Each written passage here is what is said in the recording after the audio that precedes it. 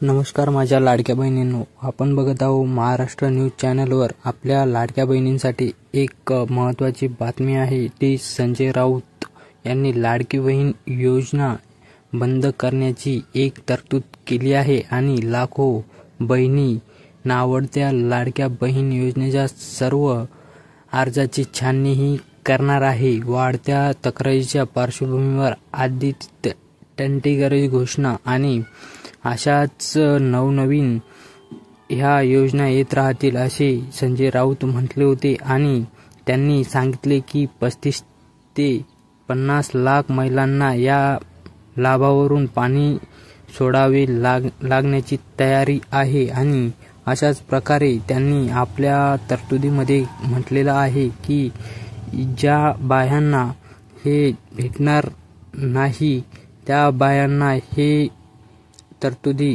अशाच प्रकारे घराघरात आणि दारादारात ह्या बायांना एक तरतूद असे की 4 ते 5 असे नियम घातले आहेत की घरामध्ये 2 लाखाच्या वर ज्याचे उत्पन्न असले त्याला लाडक्या बहिणीचा लाभ घेता येणार नाही आणि 4 चाकी वाहनही घरात चालणार नाही असेही तरतूद केलेली आहे। आणि 4 चाकी वाहन ज्याच्या घरामध्ये असेल त्यांनी या लाभाचा उत्पन्न आणि हे घेण्याचा एक विषय म्हणजे की आपल्या लाडक्या बहिणींसाठी 4 चाकी आणि 2.5 लाखाच्या वरील उत्पन्न असलेल्या महिलांना हे भेटणार नाही असेही त्यांनी सांगितले आणि 1500चे ऐवजी 2100 रुपयेही मिळणार नाही हेही त्यांनी सांगितलं आणि